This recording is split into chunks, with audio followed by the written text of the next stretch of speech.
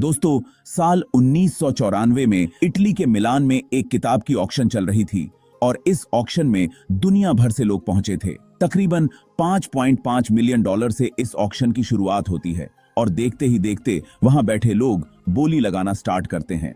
लेकिन जहां यह बोली चल रही थी, वहां एक आदमी लगातार फोन के जरिए इस ऑक्शन में अपनी बोली को बढ़ाता जा रहा था और वहां बैठे सब लोग ये देखकर परेशान थे कि भला एक किताब के लिए किसी इंसान का पागलपन इतना कैसे हो सकता है।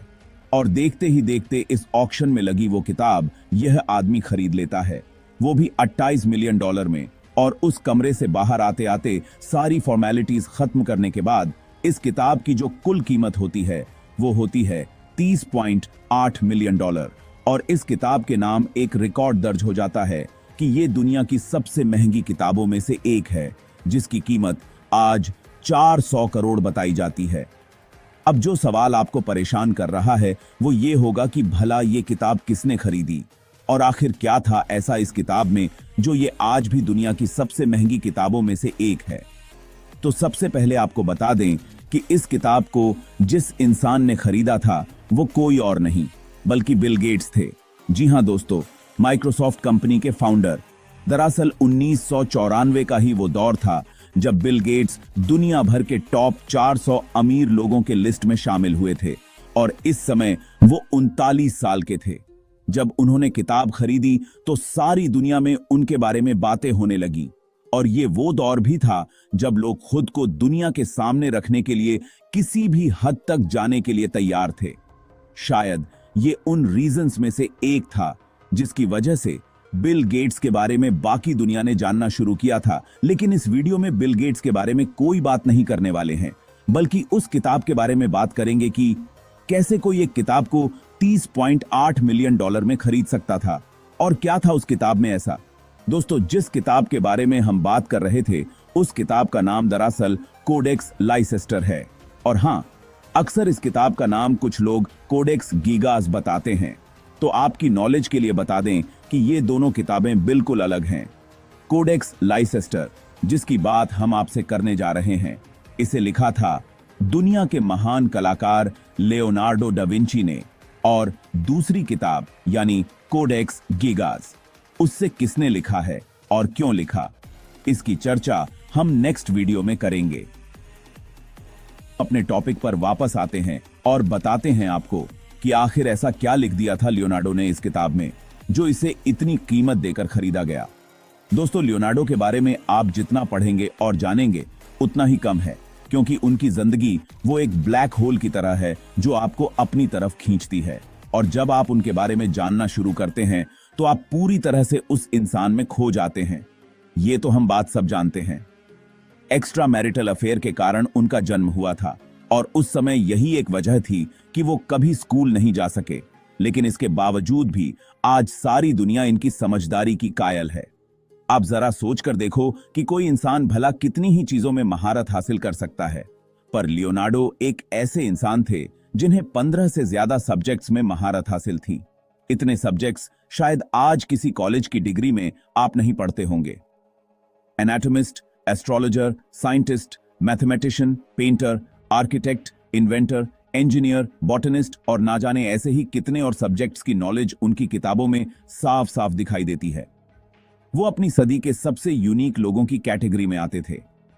उनका एक बहुत ही फेमस उद्धरण है। उनका कहना था कि जो लोग सफल होते हैं वो कभी बैठकर घटनाओं के होने का इंतजार नहीं करते, बल्कि वो खुद ऐसी घटनाएं पैदा करते हैं कि वो सफल हो पाए। और यकीन मानिए, उनके द्वारा बनाई गई मोनालिसा की पेंटिंग तो सिर्फ एक छोटा सा एग्जाम्पल है जिसने आज भी लोगों को उसके ऊपर बहस करने का मौका दिया हुआ है। लेकिन चलिए, अब आपको इस किताब के बारे में थोड़ा बताते हैं। देखिए, लियोनार्डो काफी किताबें लिखा करते थे क्योंकि वो इसी तरह के इंसान थे जिसे ऑब्जर्व करना और फिर उस ऑब्जर्वेशन के बाद उससे जुड़े सवाल और फिर उनके जवाब ढूंढकर उन्हें लिखना उन्हें बड़ा पसंद था।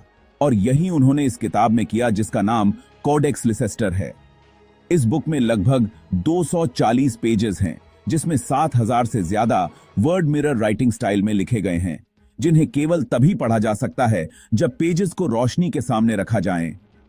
इस बुक में science experiments, astronomy, complex mathematics solution से लेकर लियोनार्डो की टू डू लिस्ट तक के बारे में सब कुछ लिखा हुआ है।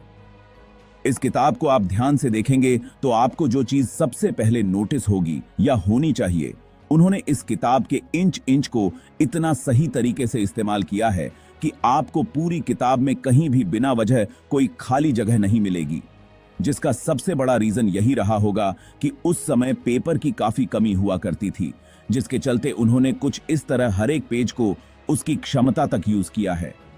जब भी किसी इंसान से जुड़ी हुई किताब मिलती है तो ये किताब एक तस्वीर की तरह होती है जो बताती है कि जिसने किताब लिखी कि वो क्या सोचता था, कैसे सोचता था, और वो कैसे समाज में रहता था, और वो क्या करने की काबिलियत रखता था।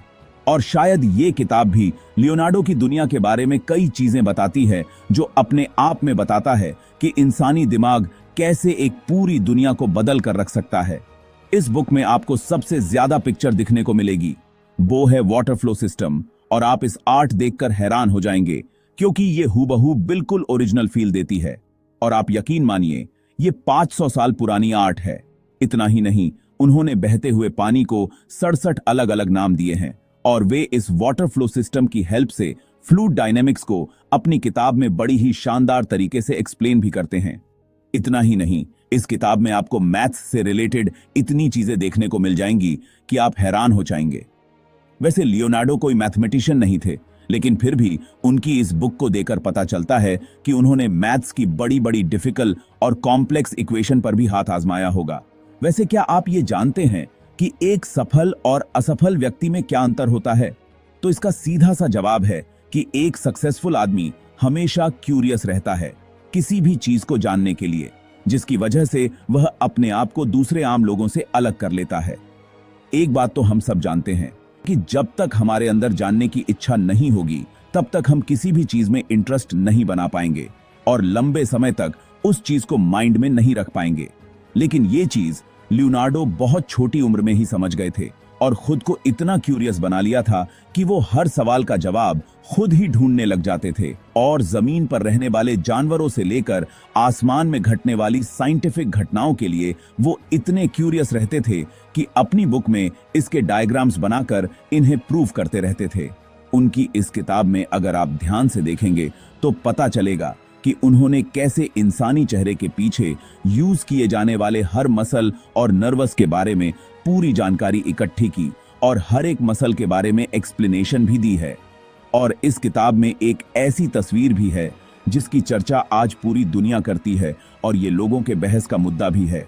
वह तस्वीर किसी और की नहीं है बल्कि मोनालिसा की है और आप इस बात से अंदाजा लगा सकते हैं कि इस तस्वीर में लियोनार्डो ने भला ऐसा क्या कर दिया था जो आज भी लोगों के लिए ये एक पहेली बनी हुई है।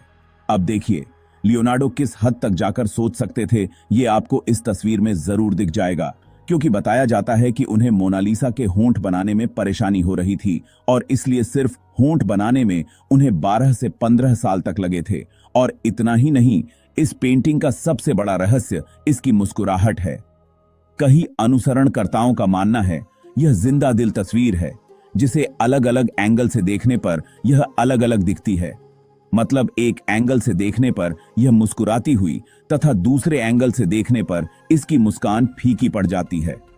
लेकिन कई लोगों का मानना है कि इसकी मुस्कान आपके मूड पर डिपेंड करती है। अगर आपका मूड अच्छा है तो आपको यह मुस्कुराती हुई और आपका मूड खराब है तो इसकी मुस्कान फीकी पड़ जाएगी। तो आप इससे अंदाजा लगा सकते हो उस समय लियोनार्डो द्वारा कितना गजब का दिमाग लगाया गया होगा। कुछ लोग कहते थे कि लियोनार्डो कोई जादूगर नहीं थे बल्कि उनकी बात के पीछे कोई ना कोई गहरा लॉजिक छुपा हुआ होता था। दोस्तों, कोडेक्स लेसेस्टर केवल एक किताब नहीं बल्कि लियोनार्डो दा विंची के ज्ञान, विज्ञान और उनकी सोच का प्रतिबिंब है। इस किताब के पन्नों में विज्ञान, खगोल और प्रकृति के रहस्यों का अनोखा संग्रह है जो दा विंची के अनूठे व्यक्तित्व को दर्शाता है। इस प्रकार कोडेक्स लेसेस्टर एक ऐसी किताब है जो न केवल विज्ञान और खगोल विज्ञान के क्षेत्र में महत्वपूर्ण है बल्कि यह मानव इतिहास और सोच के विकास को भी दर्शाती है। तो दोस्तों, उम्मीद करते हैं कि आपको ये वीडियो पसंद आई होगी और ऐसी ही वीडियोस के लिए वीडियो को लाइक, चैनल को सब्सक्राइब जरूर करें।